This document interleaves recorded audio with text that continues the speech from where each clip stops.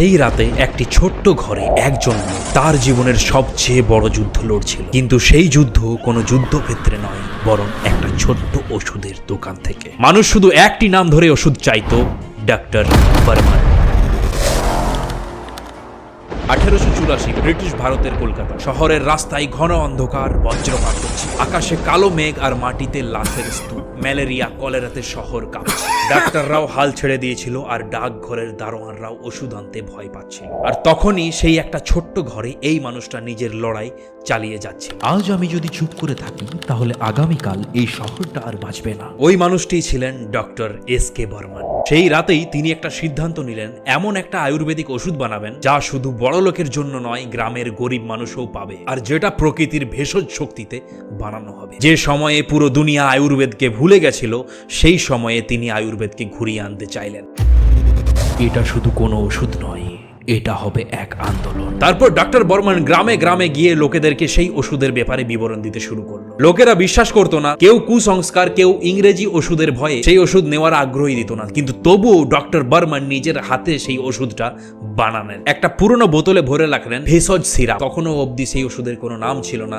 গ্রামে গঞ্জে গিয়ে নিজের হাতে সেই ওষুধ খাওয়াতে লাগলেন। ডাক্তার বাবু, এই গাছগাছড়া রস কি আর কিছু করতে পারবে? ইংরেজি ওষুধেও কিছু করতে পারছে না। আমায় ভরসা করো, প্রকৃত হলো সবার বড় ডাক্তার। তারপর ডক্টর বর্মন সেই ওষুধটা মানুষদেরকে খাওয়ার জন্য অ্যাপ্রোচ করলেন, এবং দুদিনের মধ্যেই যারা বিছানায় পড়েছিল তারা উঠে দাঁড়ালো। জ্বর সেরে গেল এবং লোকেদের চোখে ফিরে এলো আশার আলো। ডক্টর বর্মন যখন পরের বার গ্রামে গেলেন, ডাক্তার বাবু, ওষুধ দারুণ কাজ করেছে। আমি বলেছিলাম না এই ওষুধটা সত্যি কাজ করবে। আর সেখান থেকেই শুরু হলো এক দীর্ঘ পথ চলা, শুধু কলকাতা নয়, পুরো দেশের দিকে। একদিন ডক্টর বর্মন তার কোম্পানির নাম রাখলেন, তাকে সবাই ডক্টর বর্মন বলে ডাকতেন। সেই জন্য ডক্টরের থেকে ডা আর বর্মনের থেকে বিইউ আর নিয়ে এই ডাওয়ার নামটা সম্পূর্ণতা পেল।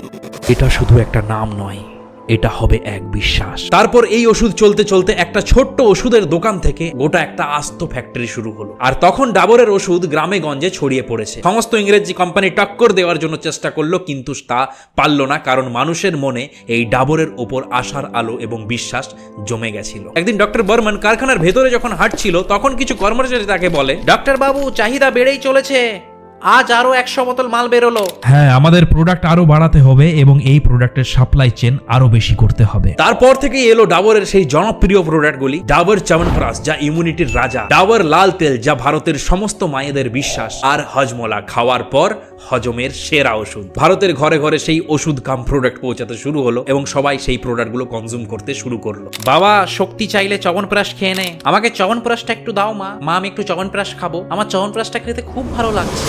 আজ 100-র বেশি দেশ এবং হাজারো প্রোডাক্ট। ডাবর এখন আয়ুর্বেদকে আধুনিক রূপে গোটা বিশ্ব নিয়ে গেছে। আধুনিক প্যাকেজিং, এআই ল্যাব, কিন্তু আয়ুর্বেদিক ফর্মুলা সেই ডক্টর বর্মনের পুরনো খাঁটি, যেটা আজ অবধি তার সমস্ত প্রোডাক্টের মধ্যেই সেম থাকে। কোম্পানি চলতে চলতে ডক্টর বর্মন এই দুনিয়া ছেড়ে চলে গেল, কিন্তু তার বানানো টিম এবং ফ্যাক্টরি, কোম্পানির অফিসাররা এই কোম্পানিটাকে আগিয়ে নিয়ে গেল। আজও যেটা কেমিক্যাল পারছে না, সেটা কিন্তু ডাবরের ভেষজ থেরাপি পারে। হ্যাঁ, তুমি ঠিক বলেছো, ডাবরের প্রোডাক্টগুলো সত্যি মানুষের মনে অসাধারণ জায়গা করে নিয়েছে। ডক্টর বর্মন আজ আমাদের মধ্যে নেই, কিন্তু তার স্বপ্ন মানুষের ঘরে ঘরে পৌঁছে দেওয়া আজও বেঁচে আছে। আর সেই গল্প আজও প্রতিটা ডাবরের বোতলে লুকিয়ে। সেই রাত শুধু একটা ওষুধ নয়, ডাবরের বিপ্লবের জন্ম হয়েছিল। আপনাদের যদি এই গল্পটা ভালো লেগে থাকে, ভিডিওটি লাইক করবেন, আপনার মতামত কমেন্টে জানাবেন, আর আমাদের সাথে যুক্ত হওয়ার জন্য এরকম সুন্দর সুন্দর বাংলা ভাষায় সত্যি গল্প, কোনো সাকসেসফুল পারসন, কোনো সাকসেসফুল প্রোডাক্টের পিছনে আসল সত্যি কথা জানার জন্য আমাদের এই চ্যানেলটিকে সাবস্ক্রাইব করুন।